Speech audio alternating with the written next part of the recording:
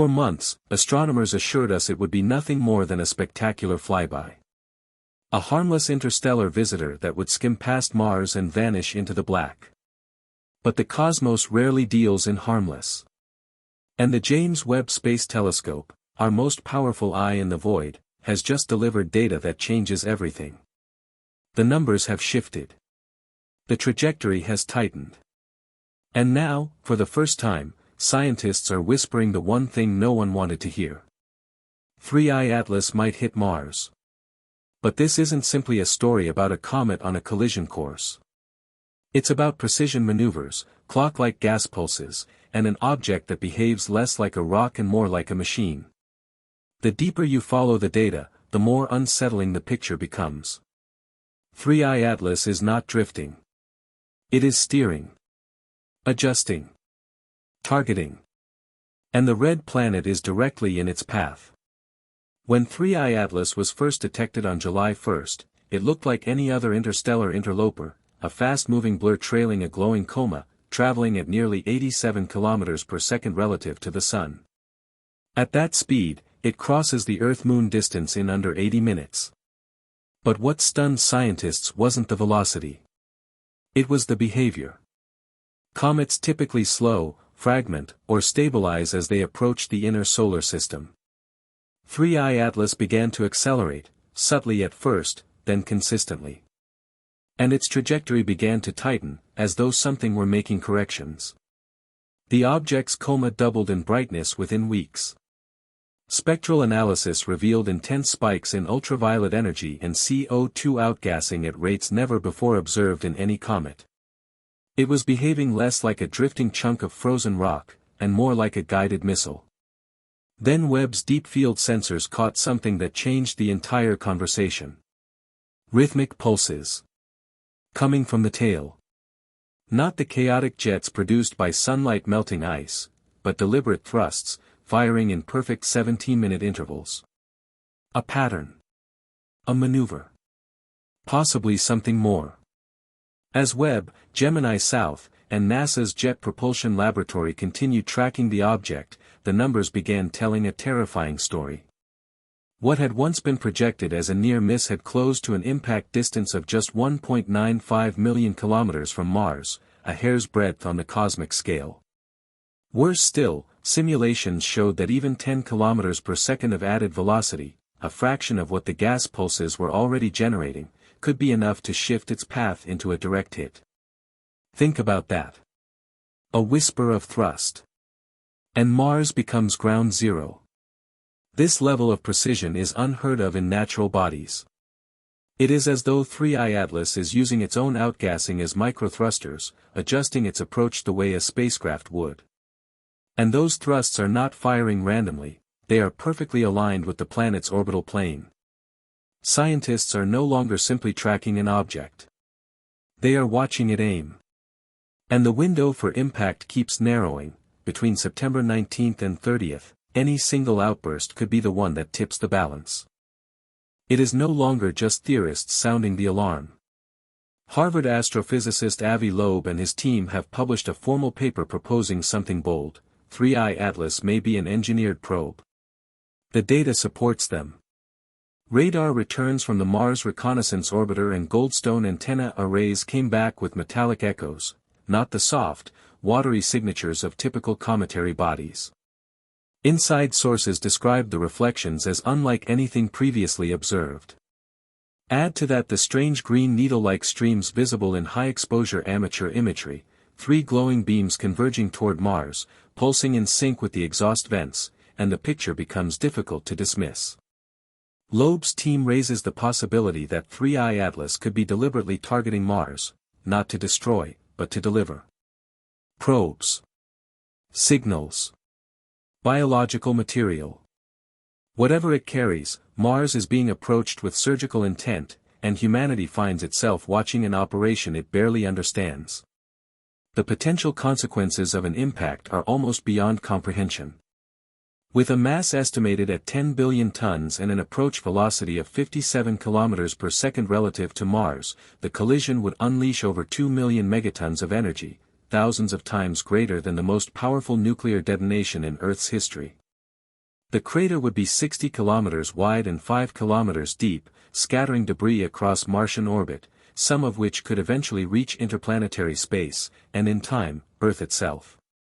But the physical destruction may be the least of our concerns. Mars is home to dozens of active scientific assets, rovers, orbiters, instruments searching for signs of past or present life.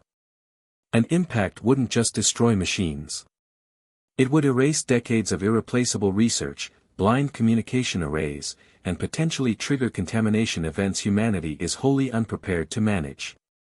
ESA, Roscosmos, CNSA, and JAXA have all quietly initiated planetary defense discussions, not against a fleet, but against a single object behaving just a little too much like a vehicle. For years, scientists have speculated that Mars may still harbor life, deep beneath its rusty surface, in subsurface lakes, in dormant microbes locked within ancient permafrost. It is one of the primary reasons we have sent so many missions there. But if 3I Atlas strikes, all of that becomes a biological unknown. The extreme heat of impact wouldn't simply vaporize the surface, it would crack open the deeper layers of Martian crust, exposing reservoirs we have never reached. And if the object carries organic molecules, or synthetic biological material embedded in its outgassing trail, the fusion of independently evolved chemistry with whatever lies beneath Mars could result in contamination on a planetary scale. Some biologists call this panspermia in reverse, not life spreading outward from Mars, but life being deliberately seeded into it. Which raises a question that nobody wants to ask out loud. What if the goal was never destruction? What if 3I Atlas is a delivery system, and Mars is the incubator? As the object approached its closest point to Mars, the James Webb Space Telescope locked on for one final ultra-deep scan. The results were classified for 48 hours before a partial release was issued. But leaks from within the Webb project tell a much darker story. NIRSpec and MIRI instruments detected traces of synthetic polymers, molecules resembling manufactured plastics and carbon nanotubes, intermixed with natural gases. These are not structures that form in vacuum or during cometary heating. They are engineered materials. Webb spectrographs also identified persistent isotopic anomalies in carbon and hydrogen that matched no known solar system object. In short, 3I Atlas contains things that should not exist in space. And all of it is heading straight toward a planet that still might be alive. Webb's data was shared privately with major space agencies.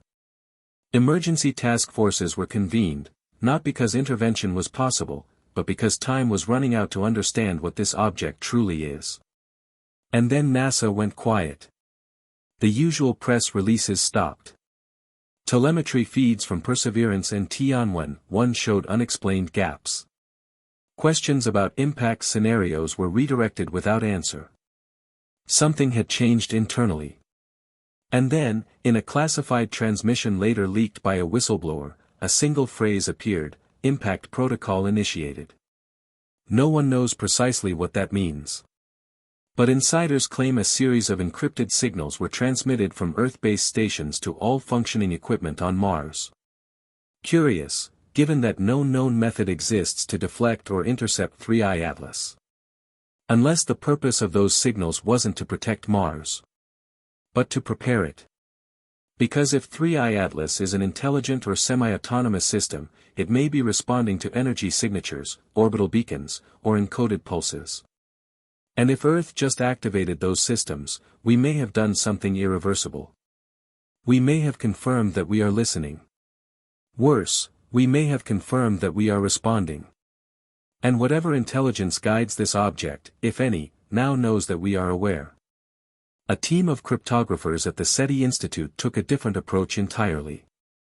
They translated 3I Atlas's trajectory data, time of closest approach, velocity, gravitational vectors, into binary, then applied standard compression algorithms used in deep space messaging. What emerged was not random noise. It was structured, repeating. It contained a series of numerical intervals corresponding to atomic numbers: 6, 8, 14, 26, carbon, oxygen, silicon, iron. The building blocks of both life and machines. Interspersed were prime number countdowns and spacings consistent with recursive messaging protocols. The conclusion, as unsettling as it sounds, is this: the entire flight path of 3I Atlas may itself be a signal, a message delivered not through radio waves, but through behavior. Through timing. Through presence. If it strikes Mars, that is one sentence. If it misses, that is another. Either way, the answer may already be written in the motion of the object itself. As the projected impact path continued to narrow, planetary scientists noticed something deeply strange. 3I Atlas's updated trajectory crossed a narrow corridor passing directly above Elysium Planitia, a geologically young region of Mars known for unusually symmetrical surface formations. Satellite imagery had long revealed concentric ridges, spiral-like flows, and features that echo Fibonacci patterns. But what caught researchers off guard was the precise alignment of 3I Atlas's descent vector with a single central depression, a perfectly circular basin less than 3.5 kilometers wide, with no confirmed impact origin and no volcanic residue. At its center sits a deposit of crystalline silicates with refractive properties found nowhere else on Mars. When struck by solar radiation, they emit brief pulses of infrared light at regular intervals. Most had dismissed this as geological curiosity. But now, with an interstellar object apparently bearing down on that exact location, scientists are asking a question they cannot answer. Was this basin a random feature? Or was it a beacon? And if it was a beacon, who set the coordinates? Just as Webb repositioned to lock back onto 3I Atlas, an unexpected anomaly appeared in the data. Trailing behind the main body, not physically attached, but maintaining a consistent distance of 0.07 astronomical units, was a secondary shadow. Not a debris field. Not a gas plume. Something darker. Radar could not detect it. Infrared could not warm it. But photometric analysis revealed a sharp, consistent drop in light that moved in perfect unison with the object, as though tethered by a force with no name. The shadow maintained its exact distance unperturbed by gravity, solar pressure, or the accelerations of the main body. And when mapped in polar coordinates, it traced a perfect orbital path. Something was following 3I Atlas. Not escorting. Not orbiting. Mirroring. For the first time, researchers began to consider that 3I Atlas may not be the primary actor in this event at all, but simply the carrier of something far more elusive. With all eyes locked on the projected impact window, yet another pattern emerged. When scientists mapped the entire trajectory of 3I Atlas, its closest approaches to the Sun, Earth, and Mars, every significant alignment fell on what researchers call astronomical resonance dates. Key orbital harmonics studied across ancient civilizations for millennia. September 23, October 5, November 11. These dates correspond not only to seasonal equinoxes and planetary transits, but to rare gravitational synchronizations that repeat in 54-year cycles. And the last time all three inner planets were positioned in similar orbital configurations during a comet's passage was 1908, the year of the Tunguska event. This synchronicity sent a quiet shock through the scientific community. How does a random interstellar object arrive at such astronomically precise moments? Unless it isn't random. Unless it is timing itself. As if following a clock not built by human hands. Then the conversation moved somewhere that mainstream science rarely goes. A neurocosmology team at Princeton studying neural synchronization noticed something extraordinary. When research subjects were exposed to the pulsation frequencies of 3I Atlas's light curve, specifically the 17-minute gas vent intervals, their brain wave activity synchronized. Not just in one subject, but across multiple individuals in different rooms, isolated and unaware of one another. This is not simple resonance. This is neurological entrainment, the same principle behind certain sound frequencies that alter cognitive states. And if a signal originating millions of kilometers away can synchronize human minds, the question of its origin becomes something far more profound than orbital mechanics. Is it possible that 3I Atlas is not a rock, not a spacecraft, but something closer to a thought? A message you don't read but feel, one that activates the moment it is understood? As fears surrounding the potential impact escalated, a quiet group of archaeoastronomers began cross-referencing 3I Atlas's trajectory with ancient sky records, not just from Western observatories, but from Babylonian, Mayan, and Tibetan cosmological manuscripts. What they found defied easy explanation. A pattern known as the flame serpent appeared across multiple cultures, describing a celestial body that descends from the outer dark, curves unnaturally near the sun, and aims for the red god Mars. The pattern recurred across stone carvings and cave etchings separated by thousands of years and thousands of miles, each depicting the same sinuous path. But one record stood apart, a pre-Incan calendar stone from Tiwanaku, showing 4 radiating lines from Mars following a comet's descent. When processed through photogrammetry, those lines matched Webb's projected debris dispersion pattern in the event of a Mars impact with haunting precision. Someone saw this coming. Not in this century. Thousands of years ago. 3I Atlas may not merely be passing through history. It may be history repeating itself. Then, something shifted on Mars itself. The ExoMars Trace Gas Orbiter, quiet for days due to power conservation, detected a sudden spike in xenon isotopes in the upper Martian atmosphere. Scientists initially assumed solar radiation. But the composition was wrong, this wasn't being deposited from above. It was rising from below.